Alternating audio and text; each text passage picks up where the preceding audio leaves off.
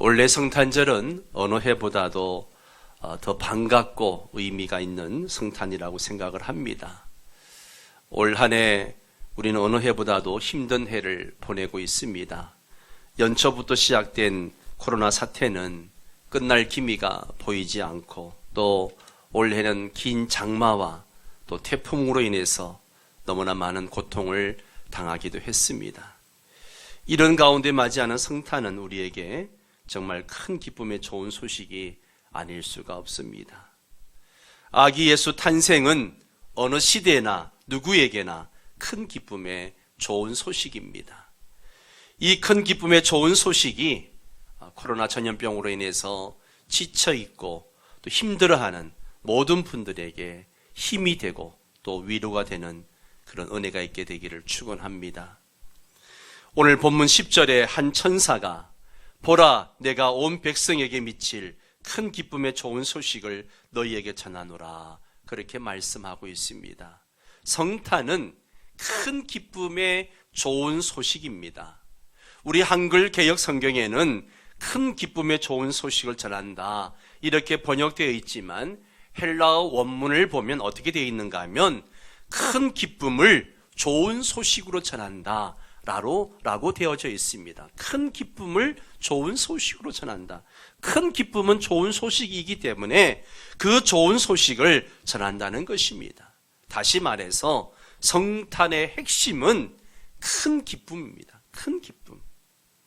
오늘 우리에게 이 큰 기쁨이 가득하기를 축원합니다. 오늘 여러분에게도 성탄의 기쁨이 넘치기를 축원합니다. 성탄절에 큰 기쁨을 체험하려면 우리가 어떻게 해야 될까? 성탄의 의미가 무엇일까? 여러분, 성탄은 첫 번째 실제의 사건입니다. 실제의 사건이에요. 성자 하나님께서 실제로 인간으로 탄생하셨다는 것입니다. 예수 그리스도의 성탄은 일단 사람들이 꾸며낸 그런 어떤 전설이나 신화가 아닙니다. 성탄은 오랫동안 사실처럼 전래되어 오는 그런 전래 동화와 같은 것도 아니에요. 예수 그리스도의 성탄은 어떤 때, 어떤 장소에서 실제적으로 일어난 역사적인 사건입니다. 누가복음 2장 1절에 보면 가이사 아구스도가 영을 내려 천하로 다 호적하라고 했다는 말씀이 나옵니다. 아구스도 황제가 당시 로마 세계 전역의 호적, 즉 세금을 거두기 위한 인구조사 칙령을 내렸습니다. 아구스도 황제의 인구조사 칙령 때문에 로마 제국의 식민지로 있던 팔레스타인 사람들도 다 호적을 해야 했습니다. 요셉은 다윗 가문에 속해 있었기 때문에 호적하러 나사렛에서 베들레헴이라는 다윗의 동네로 갔습니다. 요셉의 부인 마리아는 그때 해산이 임박했습니다. 베들레헴에 도착했을 때 해산할 여관방을 구할 수가 없었습니다. 그래서 어쩔 수 없이 외양간에서 해산을 했던 것입니다. 마리아는 갓난아기를 낳아서 강보로 싸서 구유에 눕혔습니다. 예수 그리스도의 탄생은 이렇게 분명히 때와 장소가 있었다라고 하는 사실입니다. 예수 그리스도의 탄생은 신화나 전설이 아니라 역사적인 실화입니다. 두 번째로 예수님의 탄생은요, 우주적 사건이라는 거예요. 천하가 아구스도 황제의 말 한마디에 대이동을 하면서 외양간 여물통 속에 탄생하신 아기 예수에게는 신경도 쓰지 않았습니다. 예수의 탄생을 알아주는 사람들도 없었습니다. 여물통에 누워 계신 아기 예수는 사실 로마 제국뿐만 아니라 온 우주의 주인공이었는데 말입니다. 하나님께서는 여인의 후손이 사탄을 칠 것이라고 약속하신 창세기 3장 15절 말씀대로 때가 찬 그 시점에 우주의 주인공이 아기로 탄생하게 하셨습니다.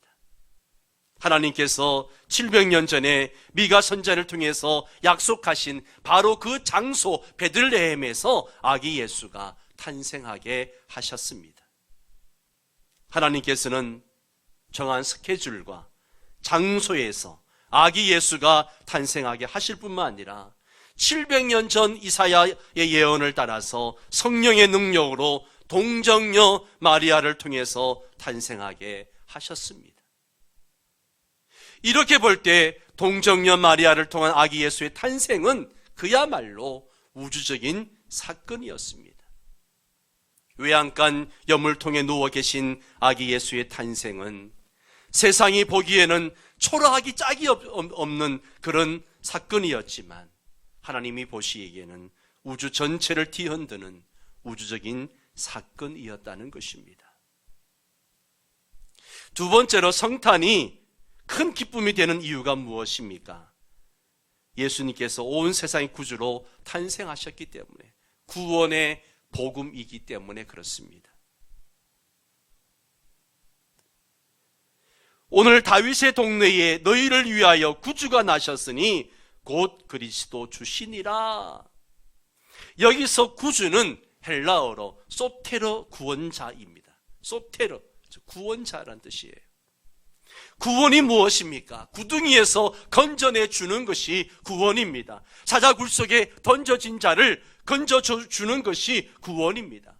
홍수 때 물에 떠내려가는 자를 건져주는 것이 구원입니다. 질병에서 가난에서 건져주는 것이 구원입니다.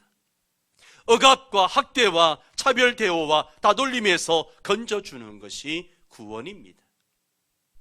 예수 그리스도께서 탄생하실 당시에 이스라엘은 로마 제국의 아구스도 황제가 전 세계를 지배하고 있었습니다. 이스라엘은 로마의 식민지였습니다. 이스라엘이 로마의 식민지 이전에 헬라의 지배를 받고 있었습니다. 헬라 이전에는 페르시아 지배를 받고 있었고, 페르시아 이전에는 바벨론 지배를 받고 있었고, 바벨론 이전에는 아수르의 지배를 받고 있었습니다. 이스라엘의 역사는 한마디로 외세에 억눌리는 역사라고 할 수 있습니다. 우리나라도 한때는 중국과 일본에 억눌린 역사가 있지 않습니까? 억눌린 백성들의 마음에는 억압에서 해방시켜 잘 살게 해줄 구원자에 대한 목이 타는 갈망이 있는 거죠. 끊임없이 외세에 억눌린 이스라엘의 역사 속에서 볼 때 구원자 소테르에 대한 갈망은 대단했습니다. 이스라엘이 로마 제국에 시달리고 있을 때 갑자기 한 천사가 나타나서 오늘 다윗의 동네에 너희를 위하여 구주가 나셨으니 곧 그리스도 주시니라, 이 큰 기쁨의 좋은 소식을 전한 것입니다. 우리 인간들은 질병, 가난, 억압 등으로부터의 구원을 갈망하고 있지만 이 모든 고통의 뿌리는 한 가지입니다. 바로 죄입니다. 죄.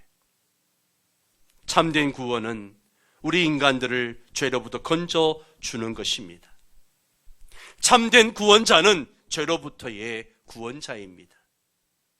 죄로부터 구원을 받으면 마침내 질병과 가난과 억압으로부터 구원을 받게 되는 것이죠. 고통으로부터 인간을 건져내려면 그 뿌리, 즉 죄로부터 인간을 건져내야 합니다. 가난과 질병과 억압으로부터의 구원은 그저 일시적, 피상적 구원일 뿐입니다. 근본적이고 영구적 구원은 죄로부터의 구원입니다. 죄로부터의 구원을 받아야 살 때도, 이 땅에 살 때도 천국 생활을 하고 죽어서도 천국에 가기 때문에 그렇습니다. 예수님께서는 구주로 오셨습니다. 예수님께서는 잠시 것만 구원해 주시는, 우리의 먹고 입고 마실 것만 해결해 주시는 그런 구원자가 아니라 예수님께서는 인간 고통의 뿌리부터 뽑아주시고 영원히 잘 살게 하시는 근본적이고 영구적 구원자이십니다. 예수님께서는 우리 인간을 죄와 사망과 지옥에서 구원해 주시는 완벽한 구원자이십니다. 예수님께서는 우리 인간의 영혼이 완벽하게 잘 살 수 있도록 해주시는 구원자이십니다. 천사가 말한 구원자는 그리스도 주이십니다. 그리스도는 한마디로 기름 부음을 받은 자란 뜻을 가지고 있죠. 탄생하신 예수님은 진리를 전하시는 예언자, 백성들을 위해서 스스로 제물이 되시고 백성들을 붙잡아 주시고 기도해 주시는 제사장, 백성들을 정의와 평화로 다스리시는 왕으로 기름 부음을 받은 구원자이십니다. 예수님께서는 예언자, 제사장, 왕으로 기름 부음을 받은, 그래서 하나님이 세워주신 우리의 완벽한 구원자로 이 땅에 오셨습니다. 또 예수님은 그리스도이시면서 동시에 주라고 했습니다. 주가 뭡니까? 주는 우주와 인간의 주인이라는 것이죠. 곧 하나님이란 뜻입니다. 탄생하신 아기 예수는 그리스도 주 구원자이십니다. 예수 그리스도는 저를 뽑아주시면 여러분 모두가 잘 살 수 있도록 해드리겠습니다.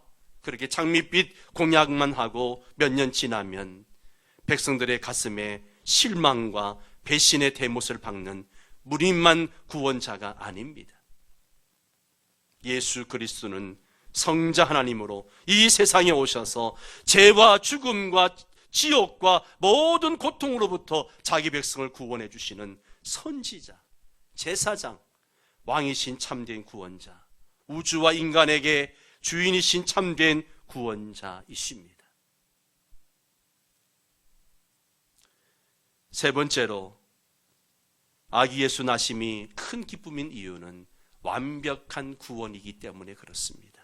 천사는 목자들에게 강보에 쌓여 구유에 누워 있는 아기를 보리니 이것이 너희에게 표적이니라고 했습니다. 천사는 그리스도 주 구원자를 무엇을 보고 안다고 했는가 하면 천사가 말한 표적은 강보, 구유, 아기입니다. 강보는 어린 아기의 작은 이불을 의미하죠. 우리는 이것을 너무나 잘 이해합니다. 구유라고 하는 것은 소나 말의 여물통입니다.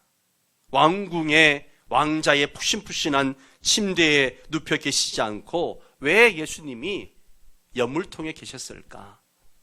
예수 그리스도는 성자 하나님으로 더 이상 높아질 수 없는 우주에서 가장 높으신 분이십니다. 우주에서 가장 높으신 분이 이 세상에 가장 낮고 낮은 비천한 여물통에 누워 계셨습니다.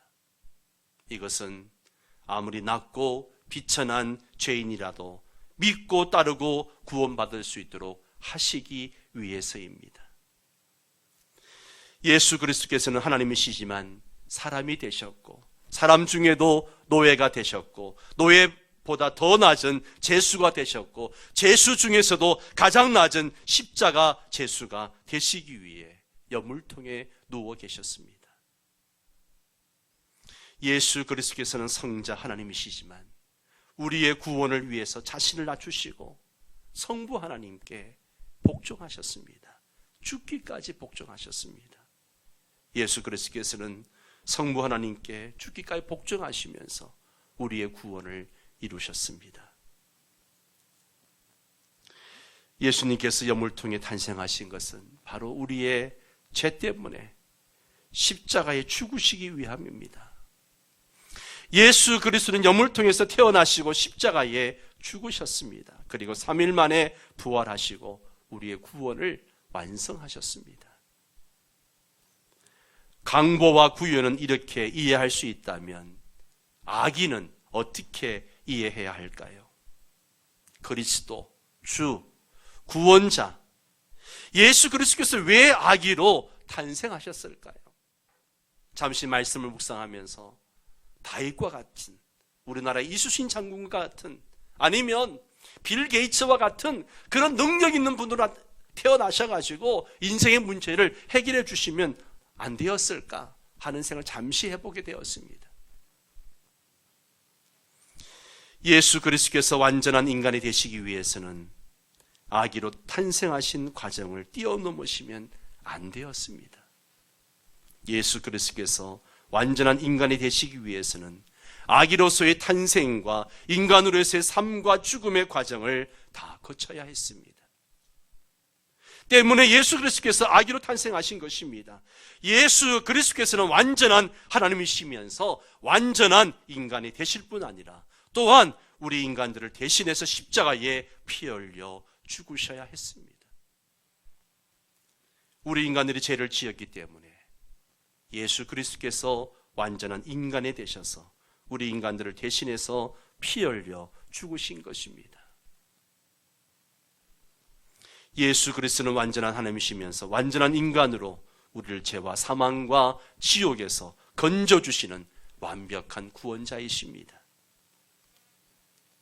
우리 인간을 대신해서 또 우리 인간들을 대표해서 십자가에 죽으시고 부활하신 우리의 완벽한 구원자이시죠. 따라서 예수님의 탄생은요, 온 백성에게 미칠 큰 기쁨의 좋은 소식입니다. 예수님의 성탄이 또 어째서 큰 기쁨인가? 네 번째로 하나님께 영광이 되고 우리에게는 평화가 되는 우주적인 사건이기 때문에 그렇습니다. 예수 그리스도의 탄생이 우주적 사건이라는 것은 호련히 수많은 천군이 예수 그리스도의 탄생을 알린 그 천사와 함께 하나님을 찬송한 데서 드러납니다. 12절에 보면 호련히 수많은 천군이 그 천사와 함께 하나님을 찬송했다라고 말하고 있습니다. 여기 천군은 하늘의 군대를 의미합니다. 하늘의 군대. 하늘의 군대가 무엇입니까? 천사들의 군대죠. 천사들의 군대가 갑자기 나타났습니다. 얼마나 많이 나타났는가? 수많은 천군이라고 표현을 했는데 얼마나 많은지를 잘 모릅니다. 그러나 요한계시록 5장 11절 12절에 보면 먼저 11절 말씀을 봅니다. 11절에 보면 내가 또 보고 들음에 보좌와 생물들과 장로들을 둘러선 많은 천사의 음성이 있으니 그 수가 얼마라고요? 만만이요 천천이라 되어 있습니다. 이 만만이라고 할 때 헬라어의 숫자는 미리아스입니다. 미리아스는 그 당시에 가장 큰 숫자를 의미하는데요, 더 이상 숫자가 없는 가장 큰 숫자로 표현된 단어가 미리아스입니다.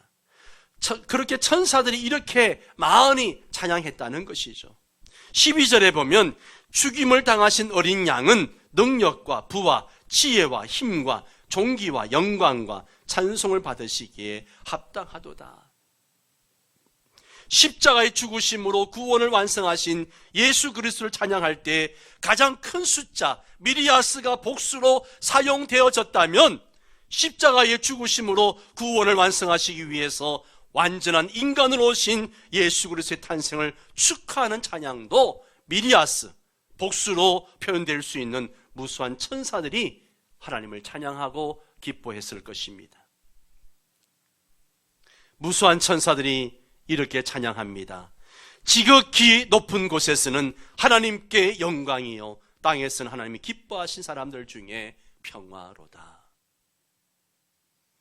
예수 그리스도의 탄생은 지극히 높은 곳 하나님께는 영광이 됩니다. 땅에서는 하나님의 기뻐하심을 입은 사람들 중에 평화입니다. 세상의 모든 사람들이 아니라 하나님의 구원을 은총을 받은 모든 사람들에게 평화입니다. 세상의 모든 사람들이 아니라 하나님의 큰 기쁨의 좋은 소식을 받아들이는 사람들에게 평화입니다. 예수 그리스도의 성탄이 우리 신자들에게 평화가 되는 것은 예수 그리스도의 십자가의 죽음을 통해서 하나님께서 우리와 하나님 사이에 장벽을 허물어 주셨기 때문이에요. 예수 그리스도를 통해서 하나님과 우리 신자들의 적대 관계가 사라지고 우리가 하나님의 사랑과 은총을 받는 하나님의 자녀들이 되기 때문입니다. 우리는 예수 그리스도의 탄생을 통해서 하나님과의 평화를 누리게 되었습니다. 예수 그리스도의 성탄이 우리 신자들에게 평화가 되는 것은 우리가 예수 그리스도 때문에 다른 사람들과의 평화를 누리기 때문입니다. 예수님 때문에 인종과 피부색과 지방색과 빈부와 유무와 남녀와 선민과 이방인 모든 인간들의 죄 때문에 생긴 그 적대와 차별과 불화와 반목과 미움의 장벽을 허물고 서로 사랑 안에서 평화를 누릴 수 있기 때문에 그렇습니다. 그렇다면 여러분, 우리의 반응은 어떠해야 될까요? 우리의 반응은 어떠해야 될까요? 첫 번째로 하나님을 찬양해야 됩니다. 우리는 베들레헴 외양간에 아기 예수의 탄생을 축하하는 정도에서 거쳐서는 안 됩니다. 그저 생일에 케이크에 촛불을 켜놓고 생일 축하합니다라는 식의 축하로 거쳐서는 안 됩니다.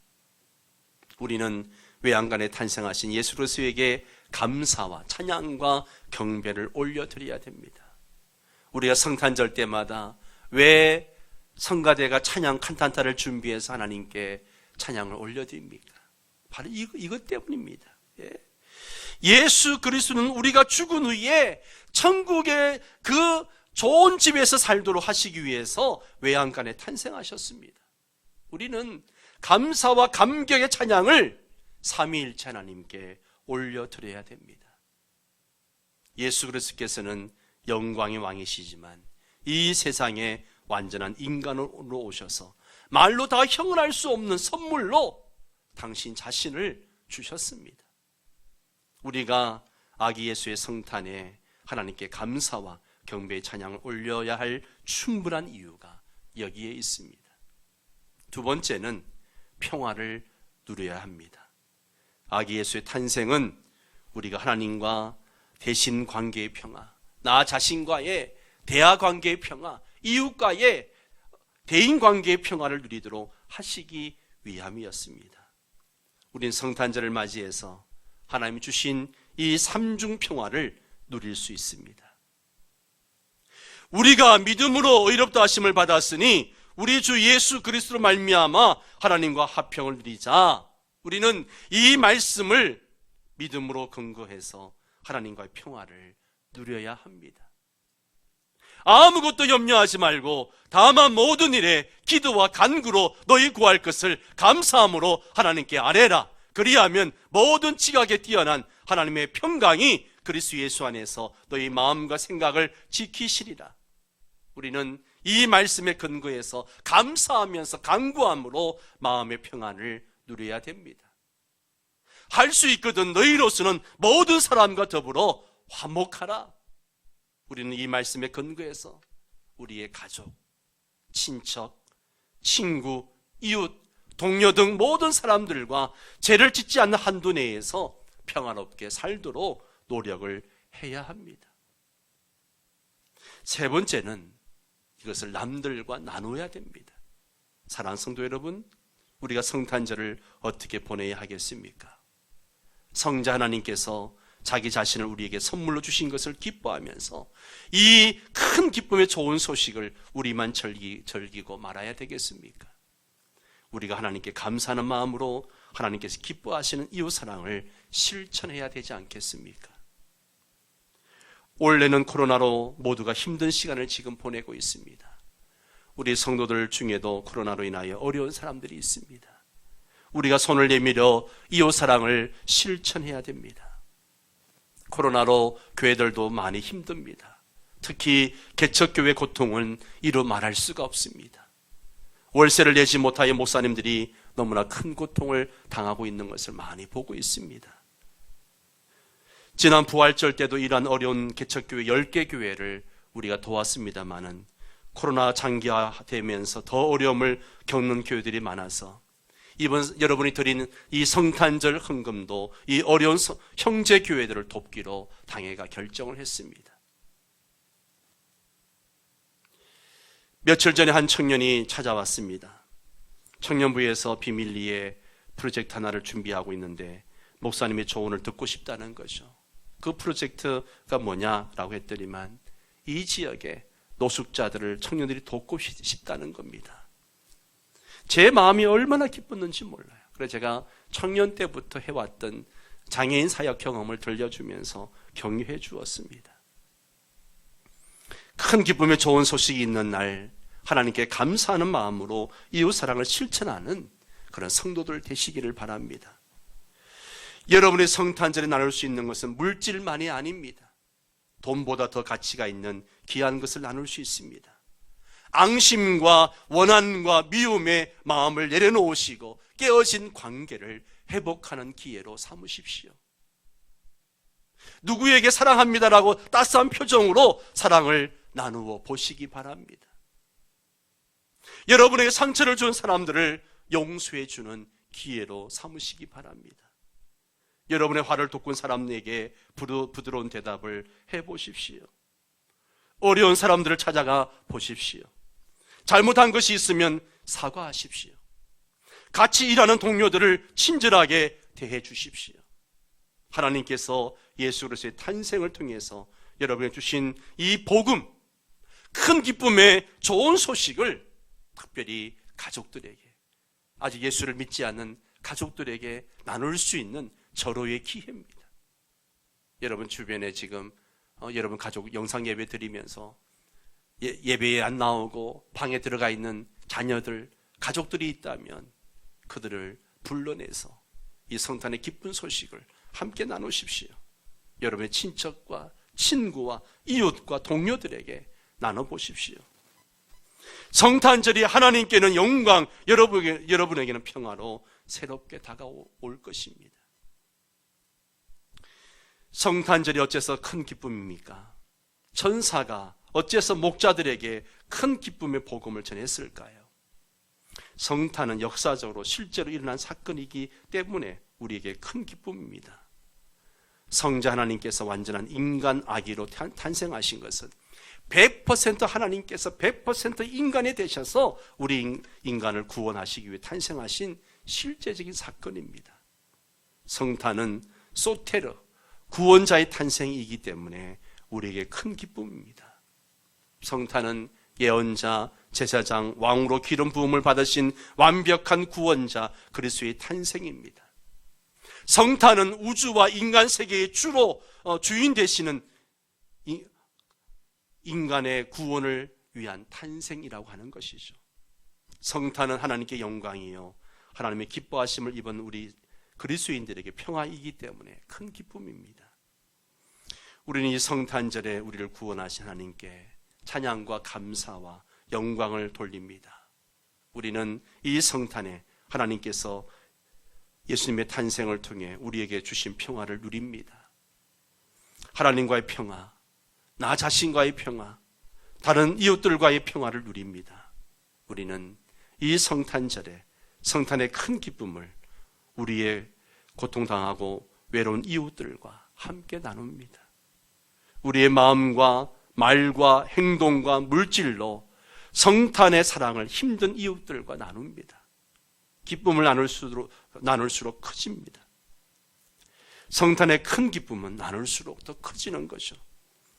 이번 성탄절에는 나와 내 가족만 기뻐하지 말고 이웃과 사랑을 나눔으로 더 큰 기쁨을 누리는 우리 성도 여러분 되시기를 주의 이름으로 축원합니다. 다 함께 자리에 일어나셔서 함께 찬양하고 기도하도록 하겠습니다.